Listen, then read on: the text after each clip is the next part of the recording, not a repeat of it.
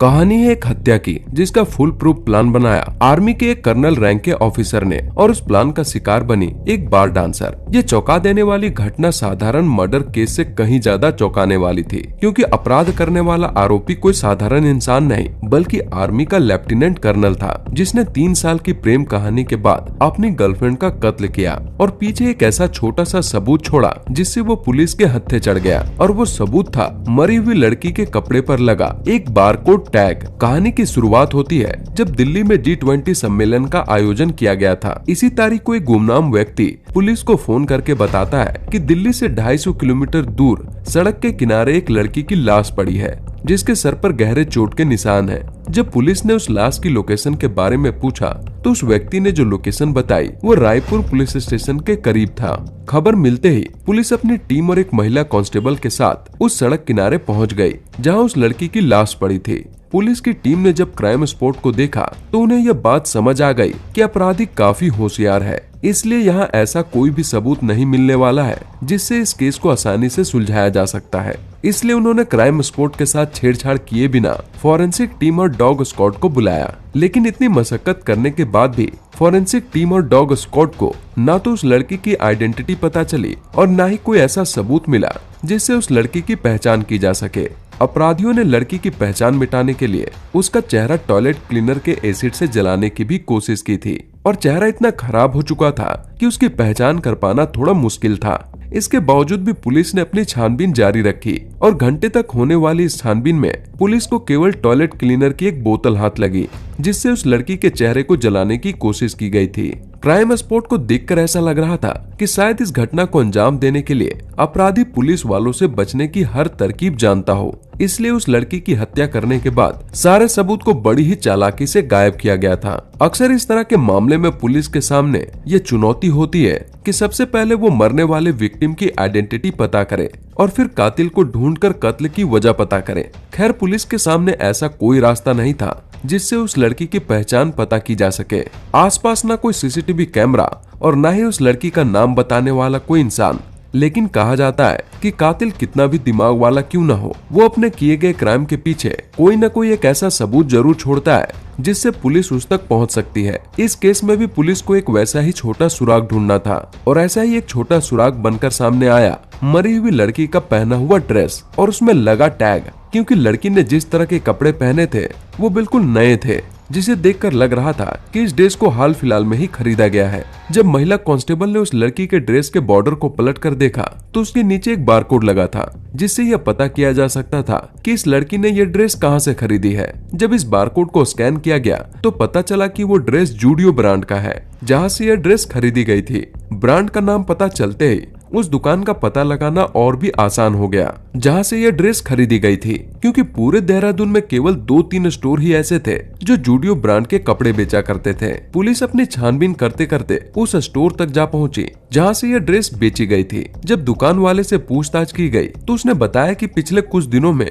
इस ब्रांड के total 8 dress cell की गई है, और उन सभी 8 लोगों का रिकॉर्ड निकालना काफी आसान था क्योंकि उस स्टोर में एक सीसीटीवी कैमरा लगा था। साथ ही दुकान वाले के पास ड्रेस खरीदने वाले कस्टमर का नाम, टाइमिंग और सीसीटीवी फुटेज भी था। जब सीसीटीवी फुटेज को बारीकी से चेक किया गया तब उसमें से एक चेहरा दिखा जो लाश से मैच कर रही थी। इससे भी ज्यादा हैरान करने वाली बात थी कि उसके साथ एक लड़का भी था। दोनों ने शॉपिंग की और थोड़ी देर बाद दोनों शॉप से बाहर आए और एक एसयूवी गाड़ी में बैठकर निकल गए। जिस गाड़ी में वो लड़की बैठकर गई थी उस गाड़ी के पीछे शीशे में आर्मी लिखा था। वहीं दूसरी तरफ पुलिस की एक टीम ने लाश मिलने की टाइमिंग को भी नोट किया और अंदाजा लगाया कि इस लड़की की लाश को 9 तारीख की रात 11 बजे से लेकर 10 तारीख की सुबह 4 बजे तक डंप किया गया होगा। इसलिए पुलिस ने घटना वाले उस रास्ते में लगे 10 अलग अलग सीसीटीवी कैमरे को खंगालना शुरू किया, ताकि इस रास्ते के लिए आने जाने वाली गाड़ियों की पहचान करके इस केस के नतीजे तक पहुंचा जा सके। पुलिस टीम ने रात 11 बजे से सुबह 4 बजे तक उस रास्ते से गुजरने वाली लगभग 240 गाड़ियों को अपनी रडार पर लिया, जिसमें 18 ऐसी गाड़ियों को शॉर्टलिस्ट किया गया जिसकी टाइमिंग ऐसी थी जिस पर पुलिस को शक था। मतलब हो सकता था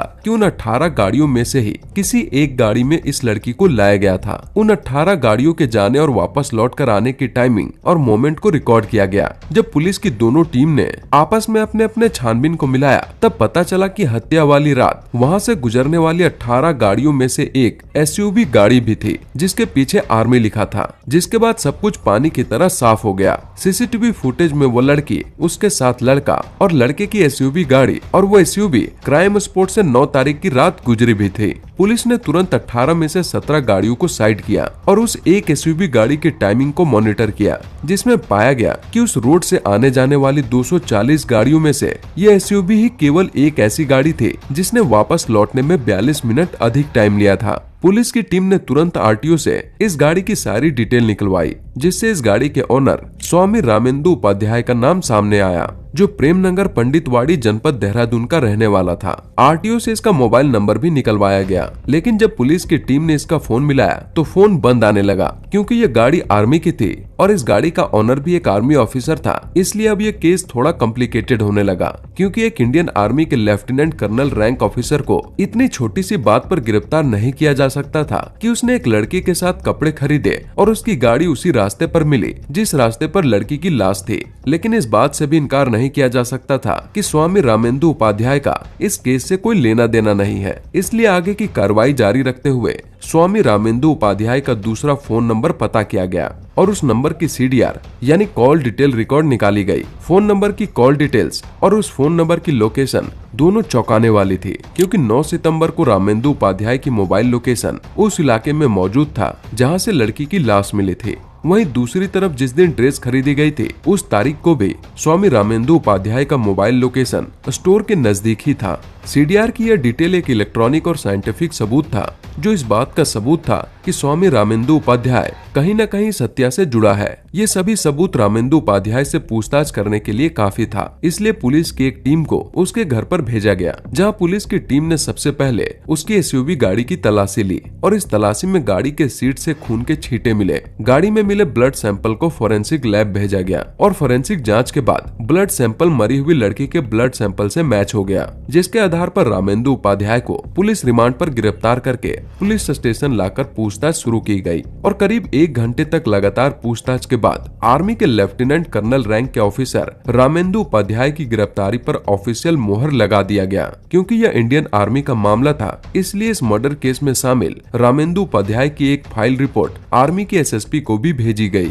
इस रिपोर्ट से यह साबित होता था कि उस बार डांसर की निर्मम हत्या के पीछे लेफ्टिनेंट कर्नल रामेंदु उपाध्याय का हाथ है। अब इस हत्या वाली कहानी की शुरुआत 2020 में एक लव अफेयर से शुरू होती है। इस समय रामेंदु उपाध्याय की पोस्टिंग सिलीगुड़ी वेस्ट बंगाल में थी। वो अक्सर डांस बार में जाया करते थे, जहां जनवरी 2020 में उसकी मुलाकात नेपाल मूल की लड़की श्रेया शर्मा से जीजी डांस बार में हुई। श्रेया नाम की इस लड़की का असली नाम सुमित्रा था और वो पेशे से एक बार डांसर थे। 25 साल की श्रेया नेपाल के तानहू जिले की रहने वाली थी, जो नौकरी की तलाश में नेपाल से भारत आई थी। वहीं दूसरी तरफ लगातार कर्नल साहब का बार में आना जाना होता रहता था। कुछ दिनों के बाद कर्नल साहब श्रेया के खूबसूरती पर फिदा हो गए और एक दिन श्रेया की तरफ दोस्ती का हाथ बढ़ाया और दोनों में दोस्ती हो गई। धीरे धीरे ये दोस्ती प्यार में बदल गई और मिलना जुलना शुरू हो गया। 42 साल के कर्नल साहब अपने परिवार और एक बच्चे को यूपी में छोड़कर 25 साल की श्रेया के साथ लिव इन में रहने लगे। कुछ समय बाद रामेंदु उपाध्याय यानी कर्नल साहब की पोस्टिंग सिलीगुड़ी से देहरादून के क्लेमेंट टाउन में हो गई, जहां वो अपने परिवार के साथ रहने लगे। लेकिन कुछ समय बाद कर्नल साहब ने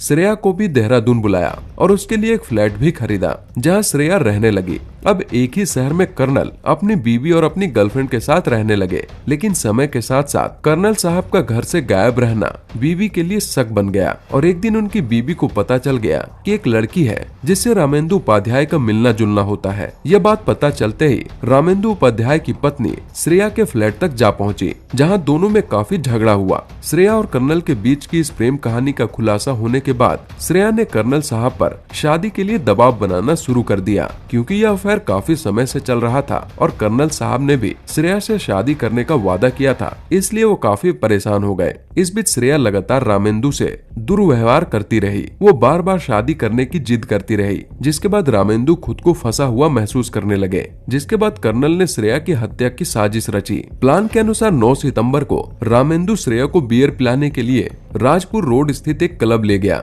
जहाँ रात को दोनों ने खूब शराब पिया। उस दिन रामेंदु ने श्रेया को ज्यादा शराब पिलाई। इसके बाद वो श्रेया को लॉन्ग ड्राइव के बहाने गाड़ी में ले गया। गाड़ी में उसे और बियर पिलाई। इसके बाद रात के समय जंगल जाने वाले रास्ते पर उसने अपनी एसयूवी गाड़ी खड़ी की। कर्नल साहब ने पहले से ही श्रेया को जान से मारने का फुल प्रूफ प्लान तैयार रखा था, इसलिए गाड़ी के पिछली सीट पर एक हथौड़ा रख लिया था। एक टॉयलेट क्लीनर गाड़ी में पहले से रखा था। अब तक श्रेया इतना शराब पी चुकी थी कि वो अपना होश हवास सब खो बैठी थी। इसी बीच कर्नल रामेंदु उपाध्याय ने कार की पिछली सीट में रखे हथौड़े से श्रेया के सिर पर ताबड़तोड़ प्रहार करना शुरू कर दिया।